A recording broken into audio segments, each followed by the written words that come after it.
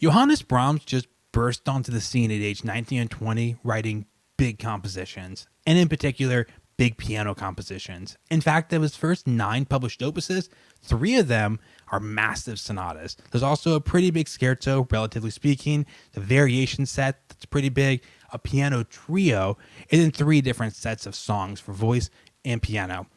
I know, like, what have you done with your life? He did that when he was 20 years old. But then, for his Opus 10, he tried something really different. He put out a set of 4 ballades, all pretty short. In fact, relatively speaking, I have this book here by Henley of all of his early piano works, and the first 100 pages are the first 4 pieces, and the next 20 pages are the last 4 pieces. But if you're kind of familiar with Brahms' story, or you could say his character arc, you will know that at the end of his life, he goes back to writing short piano compositions.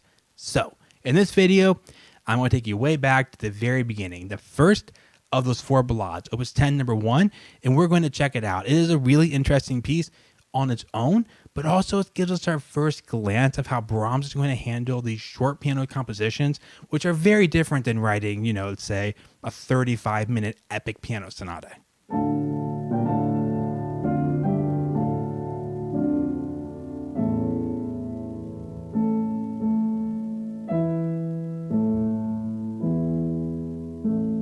Most classical pieces start out with the most important tune. I'm not saying the best tune, I'm not saying the best moment, but that is kind of our main deal. And you can see right after that, we play the melody. We just kind of have this little hanging out vaguely kind of on A major chord for a minute, and then immediately repeat the melody.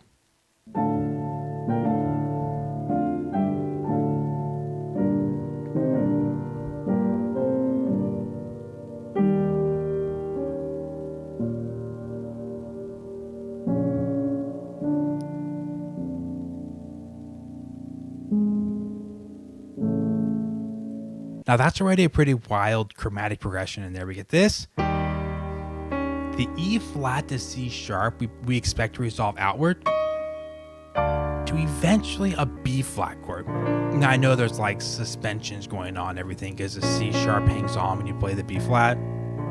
But eventually we go to this B flat chord. Then he immediately adds back in this G sharp, once again an augmented 6 chord. Once resolve out, B flat to G sharp. Once you go to A, and we do get to A, which is good because A is the 5 chord of our beginning key, so it kind of makes sense if we end this section on the 5 chord. That happens quite a bit here. So we get this, it just becomes so chromatic with this anticipating the B flat chord. We finally get the B flat chord. Okay, good. And then, nope, we're not there yet. We actually want to get to A, and the whole reason we were on B flat and turned it into a B flat with a G sharp and augmented 6 chord that wanted to go to A was just to go back to B flat.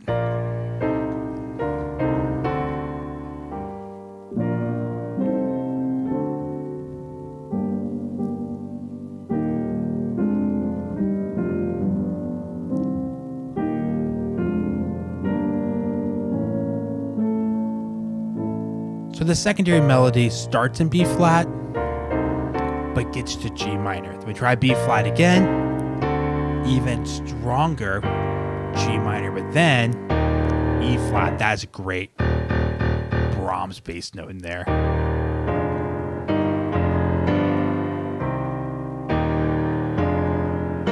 Now we want to get back to the first melody, as you can see on the screen there. So how do we do that? Get back to our A chord. So our A chord we ended the first section on, resolved it up by half step to B flat, deceptively, right?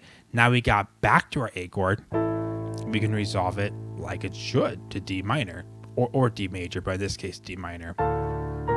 Now after going back to the first few measures of the piece again, we have to ask ourselves, is Brahms just literally going to repeat it exactly, or is there going to be at some moment a change? Let's check it out.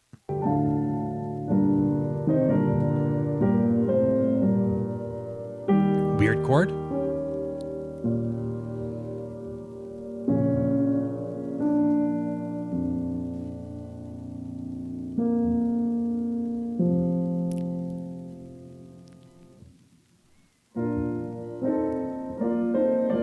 So, what just happened there? We had our same E flat to C sharp, which wants to resolve to D, right? We don't quite make it there yet. And then we go there here.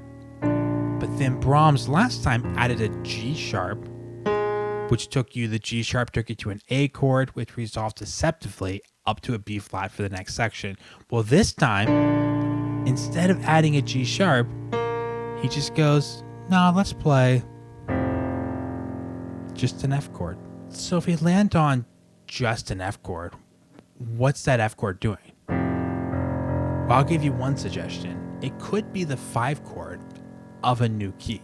Well, F is the 5 of which key? B flat. So he does, the first time he adds a G sharp to go to an A chord just to resolve this deceptively. The second time he chooses to go actually straight to F, which is still the 5 chord of the same key, B flat. But what's different? This melody's now been flipped. Instead of, now it's, we still get to G minor, but then this also gets flipped.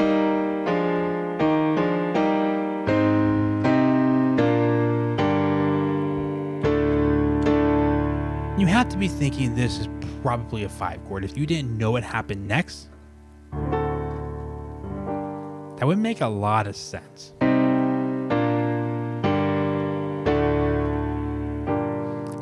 However, we get to this big D open 5th vagueness. You notice there's no F or F natural in here. We don't know if we're playing D major or D minor. We're about to find out.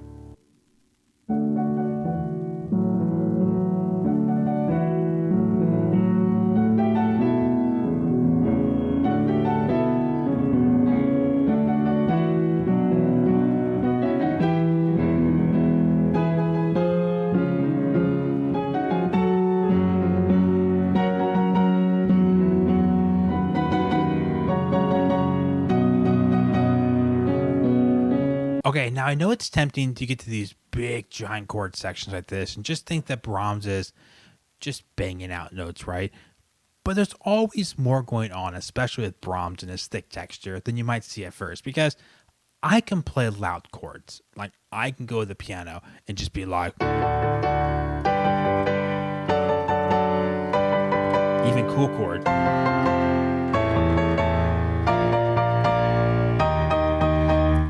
I can do that, but I'm not a great composer like Brahms because there's, again, always something more that meets the eye. And I want you to look for that first in the left hand on the bottom. And then when you play that A, you actually start to pattern it again.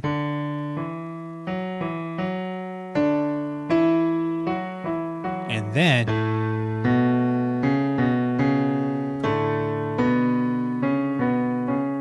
now, does this sound familiar to you? First we did it that way, and then we flipped it. Well, now we're using it for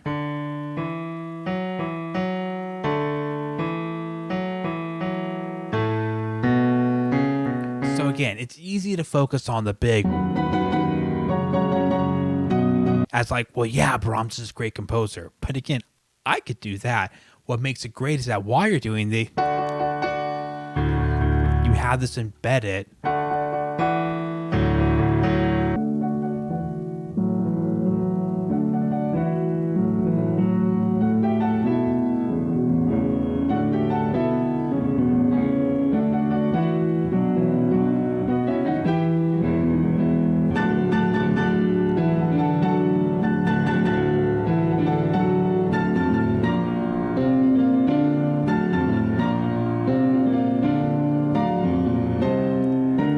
What's this?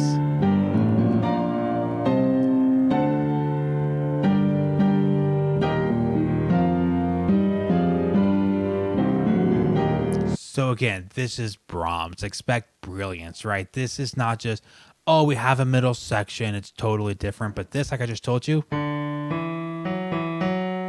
was related to the flipped upside down version of.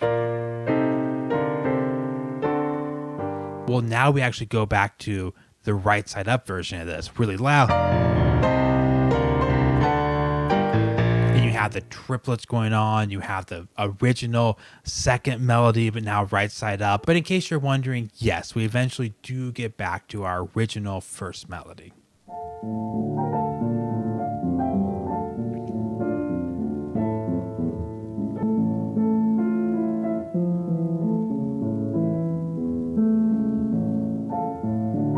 But in very Brahmsian fashion, the original melody has changed. It's been affected by the triplets in the middle section. So it's not just, we can't go back to the way things were. So the beginning of this piece, the A section had two main themes. The second one got flipped upside down the second time. There's a big middle section that feels really different at first. It just feels like totally new notes with these triplets, but then you find out that's actually just the second melody at the beginning, normal and flipped upside down, two different versions of that. And then we just go back to our A section and we have the triplet. So in a sense, this is just a simple ABA, where the first section has two different parts to it, and the middle section is actually just the second part of the first section. Again, the short pieces by Brahms are so different than maybe a big sonata that's going to have an exposition with a theme and a transition and a second theme and a coda, and then a big giant development section. You go back to the beginning, you see how does he manage like a 15-minute first movement? Well, now we're just like, how does he manage a little ABA? How does the brilliance of Brahms come out in more simple, subtler ways? So hope you enjoyed the video.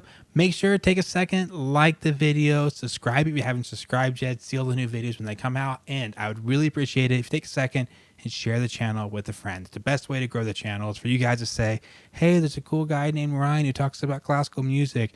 Maybe you'd like his video too. Then, maybe they will, maybe they won't. Thanks for watching. See you guys in the next one.